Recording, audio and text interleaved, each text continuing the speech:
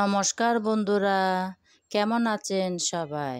আশা করি সবাই ভালো আছেন। আজ শ্রাবণী পূর্ণিমা। সবাইকে শ্রাবণী পূর্ণিমার মৈত্রীময় শুভেচ্ছা জানাচ্ছি। সকাল সকাল একটা ব্লগ নিয়ে চলে আসলাম আপনাদের সামনে। খুব ভোরবেলায় উঠে গেলাম, কারণ আমার মেয়ের অনেক অসুখ।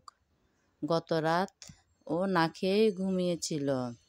তো ওর বাবা বলল, তুমি সকাল সকাল উঠে যাও, ওকে কিছু নাস্তা করে খাওয়াতে পারো কি না দেখো।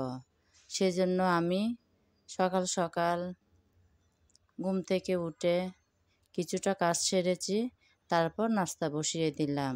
আজকে নাস্তা বানাচ্ছি রুটি। আমার আর এক মেয়েকে বললাম, তুই সকালবেলা পূজার কাজটা সেরে নে, আজকে তো অষ্টশীল। তো আমার যে মেয়ে অসুস্থ, সে তো অষ্টশীল রাখতে পারবে না, সে ছাড়া আমরা অষ্টশীল রাখব। তো সকাল সকাল রুটি রেডি করে নিলাম।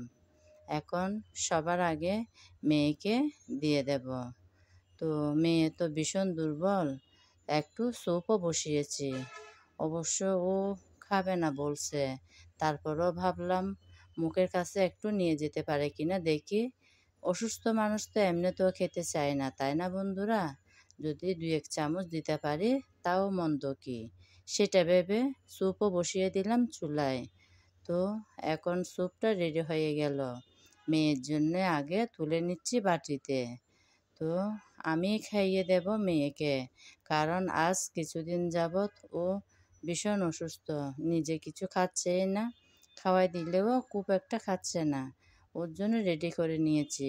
ও রুটি খাবে মাংসের ঝোল দিয়ে। ও বলল কোনো মাংস না দিতে, তবু আমি 1 পিস মাংস দিয়ে কিছুটা ঝোল দিয়েছি। ওর না তরকারি ভাজি এগুলো নাকি ভালো লাগতেছে না, ওর বমি বমি মনে হচ্ছে। সেজন্য একটু ঝোল করে চিকেন রান্না করেছিলাম, সেই চিকেনের একটু ঝোল আর 1 পিস চিকেন দিয়েছি।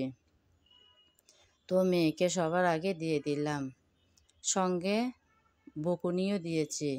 বললাম যে কাল রাতেও কিছু খাস নাই, এখনও যদি না খাস শুয়ে বসে থাকলে তো হবে না। এখন ঝামেলা, নানান ধরনের ঝামেলার কারণে পরীক্ষাটা বন্ধ হয়ে আছে। সামনে যদি পরীক্ষা শুরু হয়, এভাবে অসুস্থ থাকলে পড়ালেখার কি হবে? পরীক্ষা তো দিতেই হবে, তাই না?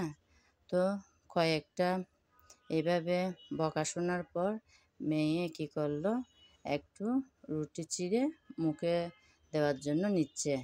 আমিও চেষ্টা করলাম একটু স্যুপটা ওকে খাইয়ে দিই। মেয়ে বলল খাবেই না, খাবেই না। সত্যি ওকে মুখে দিতে পারলাম না, রেখে দিল, বলে কি আমি খাবো না।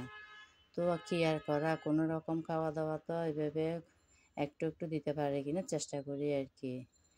তো মেয়ের সামনে পরীক্ষা, এভাবে অসুস্থ হয়ে বসে থাকলেও তো হবে না। বন্ধুরা, আশীর্বাদ করবেন আমার মেয়ে যেন তাড়াতাড়ি সুস্থ হয়ে যায়। ওর অনেক ক্ষতি হয়ে যাচ্ছে, আজ অনেক দিন যাবৎ অসুস্থ। প্রথমে শুধু সর্দি আর সামান্য জ্বর ছিল, এখন না জ্বরটা একদম বেড়ে গেছে, একদম 3-এর নিচে জ্বর নামেই না। অনেক টেনশনে পড়ে গেলাম মেয়েকে নিয়ে, কখন সুস্থ হবে, কিভাবে সুস্থ হবে। তো এভাবে বাচ্চা অসুস্থ থাকলে ঘরের অন্য কোনো কাজ হাতে ওঠেই না।